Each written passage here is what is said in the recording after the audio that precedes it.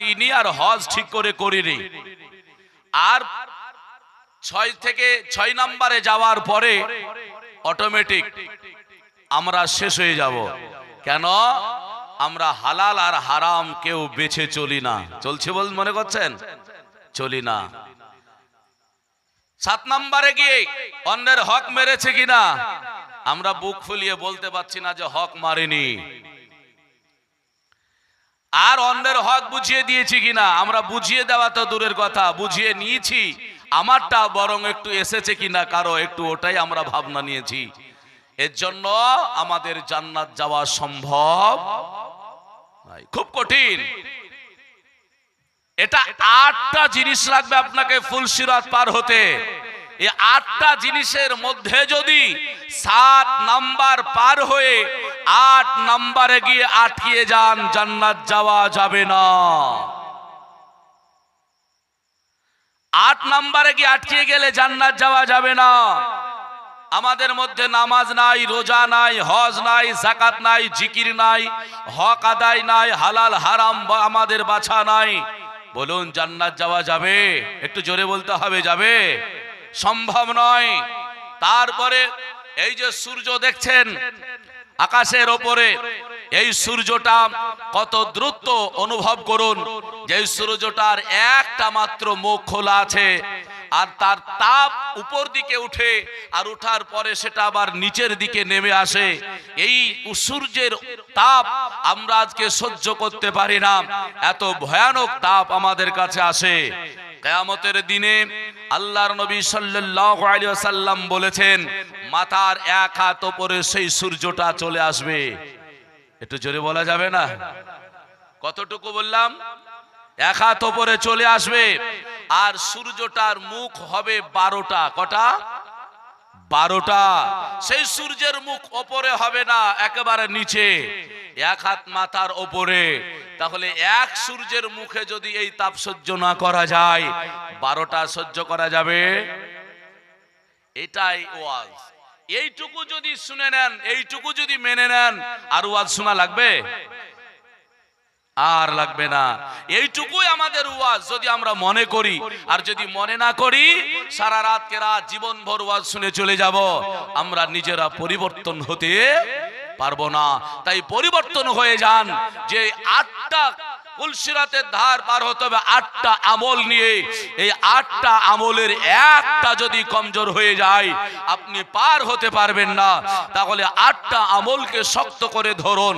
আর এই 8টা আমল আপনাকে করতে হলে তার মেন জায়গায় আল্লাহর নবী সাল্লাল্লাহু আলাইহি ওয়াসাল্লাম সম্পর্কে মহান রব তাআলা তিনি বললেন, ওয়াহু আলাল গায়বি বিদনিন। আমার নবী সাল্লাল্লাহু আলাইহি ওয়াসাল্লাম অদৃশ্যের খবর দিতে কৃপণতা করেন নাই।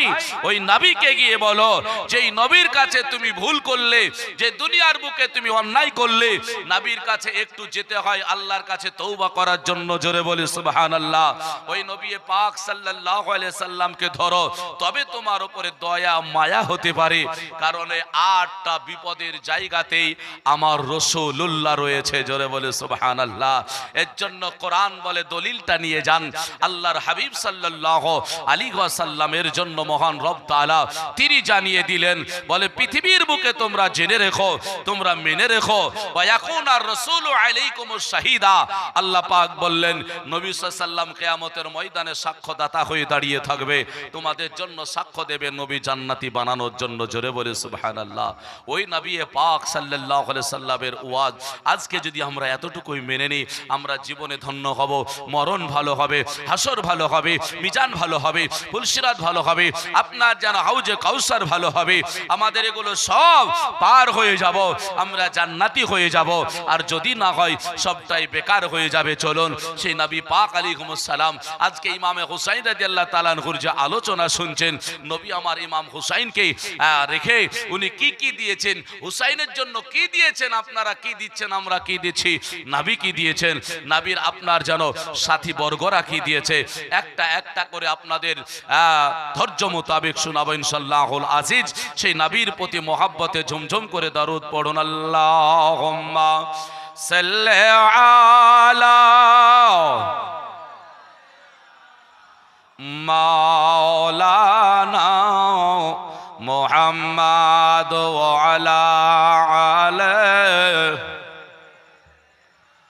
মাওলানা মুহাম্মাদ সাল্লাল্লাহু আলা মুহাম্মাদিন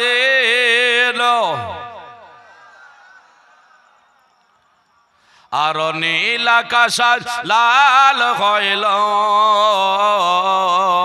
যেন রক্তেরি বড় নীল আকাশ লাল হইল যেন রক্তেরি বড় ইমাম হোসেন শহীদি হলো না উম্মতের কারণ নীল আকাশ লাল হইল ও যেন রক্তেরি বড় আর 150 খানা চিঠি দিয়া আর কোফা ডাকে ধোকা দিয়া 150 খানা চিঠি দিয়া আর কোফা ডাকে ধোকা দিয়া আবার তারা ইশাসে শহীদ করে আবার তারা ইশাসে শহীদ করে এগলা কফের চরণ ও নীল আকাশ লাল হইল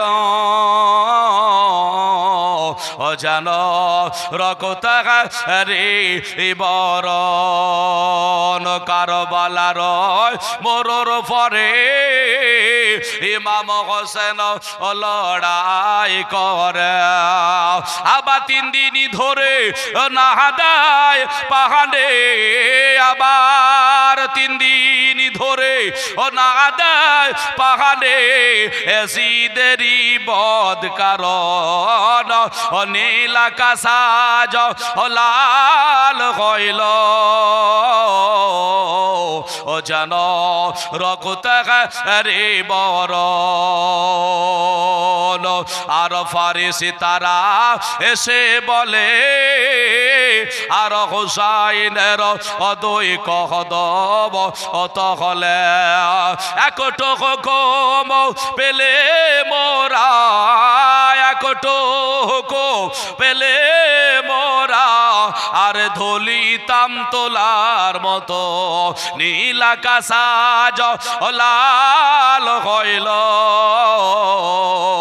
ও যেন রক্তেরি বরণ আর কারবালার মরুর বালে আর রক্ত বয়া হলো ও লালি আর কি শোনাবো আমি তার কাওয়ালে আর কি শোনাবো আমি তার কাওয়ালে অন্তর ফেটে হয় চরণ নীল আকাশ লাল হইল ও যেন রক্তেরি বরণ আল্লাহুম্মা সাল্লি আলা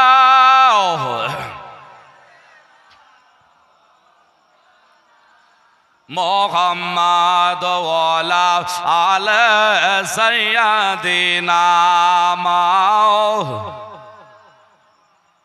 সাল্লাল্লাহু তাআলা আলাইহি ওয়াসাল্লাম। বাবজি ভাই আমার মুসলমানেরা, আল্লাহর নবী সাল্লাল্লাহু আলাইহি ওয়াসাল্লাম আমার হুসাইনকে কতটুকু ভালোবেসেছিলেন।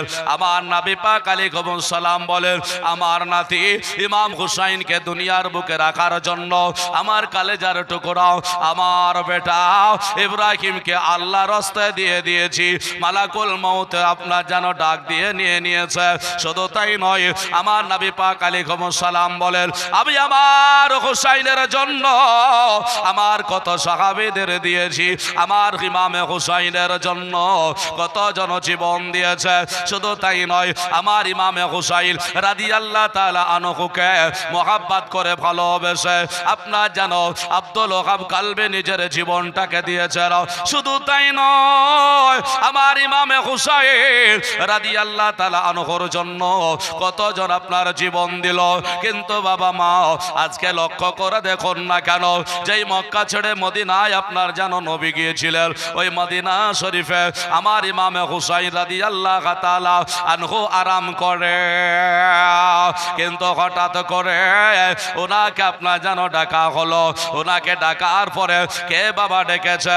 আমিরে মুআবিয়া রাদিয়াল্লাহু তাআলা আনহু ইন্তেকাল করার পরে আপনার যেন উনার আপনার বেটা ইয়াজিদ যে আপনার ক্ষমতা পেয়েছিল, ক্ষমতা লাভ করেছিল, জোর জবরদস্তি করে আপনার গদি দখল করেছিল।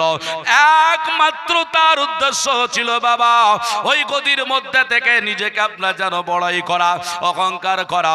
ওই মদিনা শরীফে চিঠি পাঠায়া আমার ইমামে হুসাইন রাদিয়াল্লাহু তাআলা আনহুকে হাতে হাত দিয়ে বায়াত গ্রহণ করতে বলা হলো।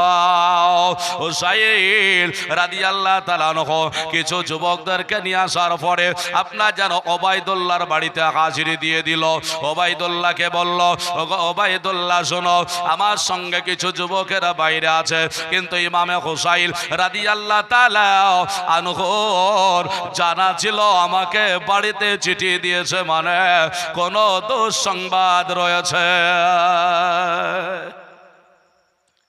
চিঠি দেওয়ার উদ্দেশ্যটা কি? ওবাইদুল্লাহকে চিঠি দেওয়ার বড় উদ্দেশ্য হলো হাতের নাগালে ইমামে হুসাইনকে আমার বায়াত করাতে হবে, আমার মতে আনতে হবে, নচেত হবে না। ওবাইদুল্লাহর বাড়িতে আপনার যখন ইয়াজিদের হয়ে বায়াত হতে আপনার বলা হলো, উনি আপনার জানেন ইমামে হুসাইন সুসম্মানে ওবাইদুল্লাহকে বলেছিল, ওরে ওবাইদুল্লাহ আর কথা নয়, আমি তোর কাছে ওই যেন ইয়াজিদের হাতে হাত দিয়ে বায়াত গ্রহণ করব না। বলে কেন? সে তো আজকে চুল্লুখর, সে তো আপনার মদখর, তাড়িখর, জেনাখর, সে গুনাহ করে প্রকাশ্যে, তাই নাকি? বলে হ্যাঁ। বলে শোনো, আর যদি তুমি এখানে করে বায়াত গ্রহণ না করো তাহলে তোমার জন্য বড় অসুবিধা হয়ে যাবে।